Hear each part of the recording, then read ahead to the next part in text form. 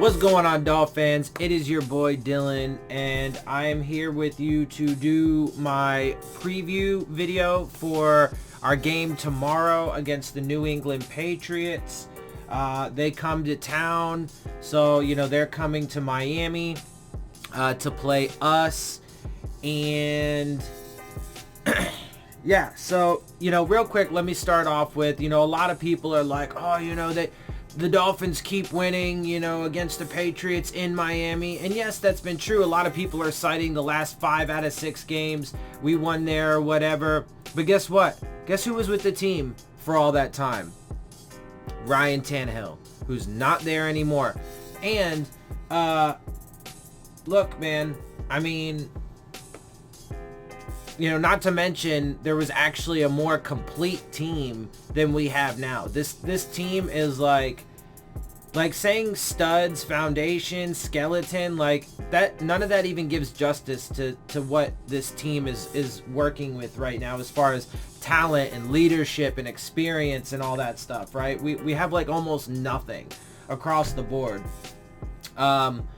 Because they've whittled us down to nothing, right? So look, man, it's true, yes, but I wouldn't anybody who's like holding, grasping onto that is like their reasoning for why we could win.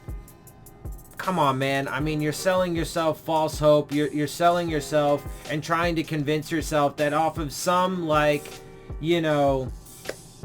I mean, it's a stat, yeah, but it's a stat that's based off of a lot of other things, right? So, I mean, again, it's based off of, the team that we have, the team that they had at the time. Like, I mean, and there's lots of little things that affect individual games and individual outcomes. So, I mean, yeah, it's not something to hang your hat on is my point.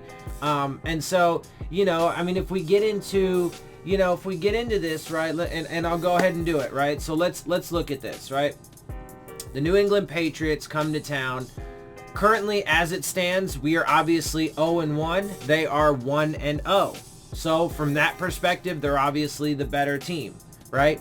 They've won a game, we've lost a game. Just from that, it's one game, but if you're looking at it just head-to-head, on face value, they're obviously better. Let's look at the league standings so far after just one game. Again, just one game. And let's note, though, that the Ravens lead 4 categories because of us. And if I'm not mistaken, it's overall offense, overall defense, rushing defense, and rushing offense.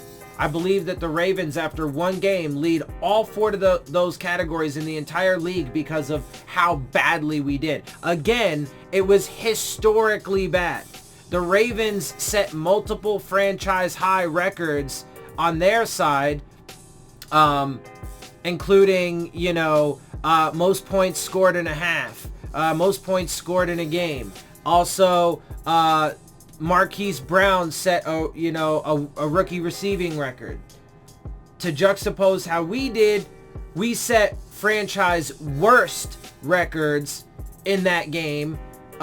Most yards given up, most points given up, so on and so forth. And there's no reason to believe that it's going to change. So let's look at these league standings. Points per game, Miami, we've, again, it's only 1, so you're only averaging it out over 1 game. But again, I don't expect this to get any better. In fact, I only expect it to get worse. But after 1 game, we are 30th in the league. That's because 2 teams scored 3 points. We only scored 10. There were 2 other teams that scored only 3 points. One of those teams happened to be the Pittsburgh Steelers against the New England Patriots this past week. So let's also note that it looks like that the Patriots defense is doing fine without Brian Flores. I've been saying that Brian Flores, so I was having some good conversations with a guy, in the comments section. Let me give you a shout out, buddy. Casey Daniel, we had some good back and forths. We disagree on some things, but it's a good, constructive conversation, right? And you know, he was talking about, you know, how, you know, Brian Flores had, and a lot of people, and not just him, but, you know, a lot of people were pointing out that Brian Flores has a bunch of rings and stuff with the Patriots. Yes, but the vast majority of that was as an underling coach. He never actually had any major prominent role. And even last year, he was only the defensive signal caller. Bill Belichick didn't find him, you know, favorable enough to actually make him the full-fledged, with the title and all the responsibility and everything that comes along with defensive coordinator. He wasn't actually the defensive coordinator. He just called the plays. Furthermore, again, I also say that the performance in the Super Bowl was a lot more attributed to the fact that the refs clearly favor the Patriots. Also, I mean, come on. You know, you can't, he deserves some credit in whatever capacity, you know, and role he filled at the time. Last year, you know, it was defensive signal caller. For a while, for a lot of his career, he was just a scout for the team, right? You know, he was a positional coach for a couple years, right? And so those times, sure, he gets his credit for the little tiny part that he played, but he didn't play any major role in the vast majority of those rings. He was just flying on the coattails of the Patriots, who are also, let's note, massive cheaters and very underhanded and shady. So all of those things. So Brian Flores doesn't really get, you know, credit for that. Not as much credit as people are giving him. Again, he gets whatever, you know, portion of credit he deserves. So when he was a scout, he gets, you know, credit for playing a hand in scouting some of their draft picks that were successes, right? As a positional coach, he gets some credit for helping out those guys at his position that succeeded. But that's it, right? And last year, he gets some credit for calling some good plays. But their success on the defense was attributed to far more than just Brian Flores, and so he doesn't get credit for that, nor does he get anywhere near the majority of the credit for his contributions to the rings that he has. That's like saying, oh yeah, man, those practice squad players on the Patriots that get rings gave and contributed so much to the fucking team that they deserve, you know, that you can call them great players for having Super Bowl rings. Or the third string guys, like the dudes that were inactive for the majority of the year on the roster, they got rings too. But that doesn't mean that they're great players. Same thing goes for Brian Flores. And Adam Gase, though, on the other hand, has tremendous success working with super successful quarterbacks, setting not just franchise, but also NFL records with Manning in Denver. He also had tremendous success in Chicago. He took us to the playoffs in his first year as a head coach with a mediocre team. I mean, come on, the dude, the facts are there. The facts are there. So Gase is a successful head coach, right? Off his own merits. Brian Flores and the success he had is mostly off the merits of others. Okay, so let's make that abundantly clear, and those are facts. Categorically true. Like, there's no disputing those. They are facts. The records are the records. The stats are the stats. Those are facts that can not be argued. Okay, but let's continue on here, right? So anyway, we are 30th in the league with 10 points per game, the one game. The New England Patriots are 5th with 33 points. So we scored 10, they scored 33. So if you look at that, obviously they're the clear winner there. Just head to head, right? Just on that one stat, right? So I'm from that, when I'm saying that they are the clear winner, and I'll say it multiple times throughout this video, I do think that they are clearly the better team in all regards, and I do think that they are going to end up mollywopping us tomorrow. But if you just look at the individual stats on their face value, it also clearly bears out after just one game that they are far better than us. Yards per game. We had 200, which is 32nd in the league. They were at 465, which is 7th. Now, I've said that a successful team should aim to have 400 total yards, 300 in passing, 100 in rushing, right? Each game. The top tier teams, every game should average about that. Okay, well, they're 7th in the league with 400 after one game. Now, let's note, again, the Ravens lead that with 648 or something, 45, 48, something like that, because of how bad they destroyed us, right? But they're 7th with 465. Passing yards a game, we didn't meet the threshold there either. Of course, we were only at, that's my threshold, whatever. So you can take that for what you will. That's purely my perspective. But from my threshold, we didn't meet it in passing yards. We only had 179, which is 26th in the league. They were at 366, and they did meet that threshold, my threshold, and that puts them at 6th in the league. Rushing yards, we were obviously didn't meet it. 21 rushing yards in the game, which is atrocious. But of course, that puts us at 32nd in the league, ranked. New England had 99. You could say technically they didn't meet the threshold, but I'm not going to nitpick the 1 yard because that's kind of silly. But they did get to, essentially that threshold, and still they're only actually 17th in the league. But still far better than us. At least they're, in the middle. We're dead last. Points allowed per game. Let's switch over to defense. Points allowed, we gave up 59, which again was historically bad. It's a franchise worst record. We've never, ever, and the last time we gave up, the record that was beaten was 58. So, they had to try. They had to fucking try to beat that shit. And they did. I mean, not so much the players, right? But this regime and this coaching staff has seriously downgraded at production, talent, leadership, so it's not really a surprise. So we're 32nd in the league. New England allowed 3 points to the Pittsburgh Steelers, who's also clearly leagues above us. So if they were able to hold the Pittsburgh Steelers to 3 points, which is technically tied for first in the league, but is first in the league, what do you think they're going to do to us and this massively inept offense that's having more shuffles on the offensive line? I mean, come on, man. It's all logical. Yards allowed. Again, a franchise worst record. Miami, 643. So 643, excuse me. 32nd in the league. New England, they gave up 308, which is 9th in the league.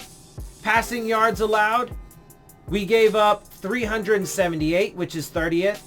New England gave up 276, which is 20th. So that's their worst stat across the board. Our best stat across the board is passing yards, which actually, ironically enough, matches up there and could potentially give us some opportunity in the pass game. But my guess is that our run game is going to get smothered once again. We'll end up one-dimensional, and then they are just going to cream us on the back end, especially because Albert Wilson's not even playing in this game. So we're down a guy there. But our best stat was 26th. That's as high as we got in any ranking after just the first game. And does anybody really think that's going to get better? If you do, you're at best, you're super naive and buying into just, false hopes and a false reality. At best. So, I mean, if you don't want to be considered just a moron, then you might want to reevaluate that situation, because after a few more games, after we've proven to be historically bad for 2, 3, 4 more games, well, I mean, then, if you continue to maintain that position, then you will definitively just be an absolute moron. So, but let's continue. Rush yards allowed. We gave up 265, which is obviously 32nd in the league. They gave up 32, which is 3rd in the league. So does anybody think that our run game is going to get anywhere? Let's continue. So let's compare stats from our last game and their last game. How did we do? How did they do? We had 200 total yards. They had 465. We had 179 passing yards. They had 366. 21 rushing yards for us. They had 99. We were 4.3 yards per play. They were 6.9. We gave up a fumble. They did not. We threw 2 interceptions. They did not. We were 30% on third down. They were 50. We had the ball for 19 minutes and 53 seconds. They had it for 32 minutes and 33 seconds. We had 9 penalties. They had 7. So they were close to us in penalties, but I'm guessing that even if they had more penalties than us, with all the rest of those stats, pretty sure they'd still win. Let's check out passing statistics. Ryan Fitzpatrick, who started the game and who is expected to start against the Patriots. Now, look, I said that Ryan Fitzpatrick is going to start anywhere between 2 to 4 games until he either gets so injured or performs so badly that they put Josh Rosen in. Now, that actually happened in just the first game because the first game was so bad. But I would venture to guess, and that might even play out in this game. But I would venture to guess that they will start Rosen after a few weeks. Because Fitzpatrick either just gets mauled, which he got fucking drilled so many times in this past game. It was disastrous. And so they had to take him out because they didn't want to get him murdered. Anyway, he was 14 of 29, 48.3 percentage, 185 yards, 1 touchdown, 1 interception with a 66 passer rating. And obviously that's his stat line for the season thus far. I will update that and actually give you his, as the games progress, I'll actually give you what his season stats are. In addition, I do have that stat line there as well, but it's obviously the same as the one game because it's only been the one game. Well, when Josh Rosen came in, how did he do? Let's see. He was 1 of 3, 33.3 completion percentage for 5 yards, no touchdowns, and an interception with a 2.8 passer rating. And that's obviously his season stats to this point. How'd Tom Brady do against the Pittsburgh Steelers, who have a solid defense? Well, let's see. Tom Brady was 24 for 36 with a 66.7% completion percentage, 341 yards, 3 touchdowns, no picks, and a 124.9 passer rating. So head to head, I mean, I don't think anybody would actually question this, but just on its face, clearly they have the better quarterback. Rushing statistics. Kenyon Drake led the way for us. He had 4 rushes for 12 yards and a 3 average. By the way, let's also note that everybody gave Adam Gase so much shit last year for not using Kenyon Drake in the running game. Why is that? Because he's not really a between the tackles guy. Because we had Frank Gore, who proved last year that when you use him on first and second down and in short yardage goal line, that he gets the production for you. Kenyon Drake was best utilized, and Gase did this right, best utilized in the passing game. But it looks like Brian Flores wants to try and force him in the run game, even though clearly that's not his best suit. So, I mean, it's everything this dude is doing is super illogical and counterproductive. Let's continue. Ryan Fitzpatrick followed that with 1 rush for 8 yards, 8 average. Okay, great, whatever. Albert Wilson, who's not going to play in this game, had 1 rush for a yard.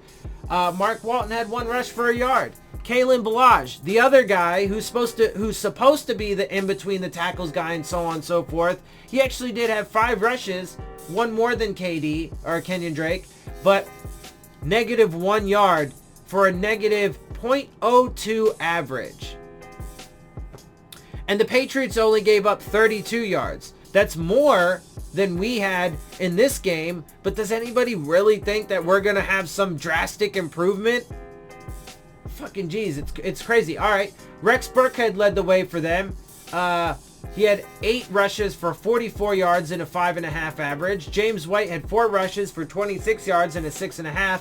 Sony Michel actually had more rushes with 15, but only 14 yards and a .9 average. But even with that .9 average from Sony Michel, the rest of that, they still had a 4.3 overall rushing average. We had, let's see, if you add all of that, if you add ours together, we had an 8 plus a 3 plus a 1 plus a 1 plus, let's see, a negative point, you know what, here, let me do this, equals plus, or no, minus, oh, god damn it, minus 0.02 divided by how many rushers was that? 5. We had a 2.6 average, a 2.6 yards per rush average. I mean, really, guys, come on. All right, receiving. Oh look, Devontae Parker led the way for us. How did he do? Okay, he did okay. He was 3 of 7 targets for 75 yards. Mike Gesicki was 2 of 6 for 31. Preston Williams, 3 of 5, 24 yards and the 1 score. Alan Hearns, 1 of 3, 22 yards. Kenyon Drake, 2 of 3, 15. Albert Wilson, 2 of 4 for 13. Obviously not going to play there. Kalen Ballage, 1 of 1 for 13. And Jakeem Grant, 1 of 3 for -3 yards. Let's see how they did.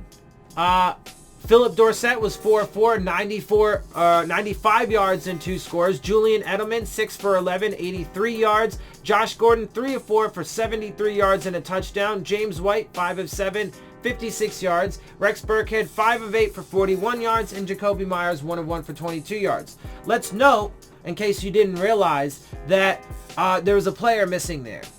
That player is Antonio Brown. Antonio Brown is expected to play against the Dolphins. I would expect, I mean, look, who do you put Xavier on? Xavier might, shut down whatever player he's on for whatever play he's on that player, but you have Antonio Brown, Josh Gordon, Philip Dorsett, Julian Edelman, James White, Rex Burkhead to cover. Who the fuck's going to cover all that? Right? And then you're playing Minka in like a million different positions, some of which he doesn't have the body frame for, he doesn't have the skill set for, like linebacker and strong safety. But you're stretching him super thin across the defense when you just need to play him at free safety, maybe a little bit at slot. You need to stop playing Bobby McCain in the as free safety, even though because he's never played there before. And we made him the highest paid slot corner because that's where his skill set is suited. And because he was the top slot corner when we made him, statistically, when we made him the highest paid slot corner. So why are you using guys out of position? Why are you putting your players in positions to be unsuccessful? And the players had even made comments about that. Several of the players had said that, he's putting guys in positions that are not allowing them to be successful. Why are you doing that? Especially if you're such a, superior defensive mind. It doesn't make any fucking sense. Okay, let's continue on though. What were the overall defensive statistics? We had 1 sack, 1 tackle for loss, no forced fumbles, no fumble recoveries, no interceptions, and a pass defensed. New England only had 1 sack, 1 tackle for loss, and 1 forced fumble. Obviously, same as us as far as sacks and tackles for loss, but they had a forced fumble. We didn't. But they did get an interception. We didn't. And they had 9 passes defensed. So, but with their other defensive statistics, they only allowed 3 points, 32 rushing yards. We were only able to rush for 21. Really? My guess is those numbers at the end of tomorrow's game for the Patriots are going to be far higher. I bet they're going to have more sacks, more tackles for loss, at least the same in interceptions. I think they'll get at least one. They'll probably have a gang of passes defense, maybe even a fumble recovery. So I'm guessing those defensive statistics for the Patriots will go up. Ours? Probably not so much. So, I mean, look, guys, you know, and so, I mean, I wish I really could say that, you know, I think the Dolphins could pull this out. I mean, really, you know, it's like last week I went into the game saying, and I was saying this before the season, that I think the defense would be our strong suit. Our offense, I've been saying from the jump, is going to be putrid. But with all of the illogical, nonsensical decisions he's making with guys that he got rid of, how he's employing these guys, like, I mean, none of it is designed for success or is setting up for success. And we got, I mean, franchise record in points allowed and yards allowed. He's supposed to be some stellar defensive mind. And in game one, we were franchise bad, historically bad. So I don't even think our defense is going to hold us in this game. I don't think our defense is going to have a chance to hold us in this game. I think we're going to see like what we saw last week, and they're going to come out swinging, and they're going to fucking punch us in the mouth and land haymakers fast, early and often is the saying. Early and often. And I'm telling you, like, people want to hate on me for saying this, for pointing out the ugly truths, for pointing out the ugly realities. And everybody's like, oh no, you're just a hater, you're a false fan. Why? Because I have the courage to and I'm, first of all, I'm smart enough to read between the lines, see past the veil of, you know, bullshit coming from this organization, like trust the process, right? And I'm a logical person, and I recognize and acknowledge the facts and the data, and because I'm a logical person, I can put those things together, and the outcomes are, as I've said so far. I've been proven right so far. And my guess is, again, I will be proven right tomorrow after we, again, get shellacked. And so tomorrow, we'll probably get massively embarrassed once again at home. And we'll be 0-2 on the season. That'll be a loss to a division opponent already. Now, again, is it set in stone? No. You know, and I wish I could, but there's no evidence to say that this team has any chance. Not to mention, already before the game has even started, the game is already looking to set a record. And that is for spread. Last I checked, the Patriots were like 19 and a half point favorites going into this game. That's close to a record, to setting a record for spread. So historically bad, and it's not going to let up. It's going to continue. Stephen Ross and this franchise in particular is this regime in particular rather is destroying the legacy of the Dolphins. Don Shula was the most winningest, and still is the most winningest coach in NFL history. We went to 3 straight Super Bowls. We won 2 of them, including the unbelievable undefeated season of 1972. This regime is going to have historically just as significant as that season. The 1972 Dolphins, let that sink in. And people can argue it all they want, but my guess is at the end of the season, I will be proven right.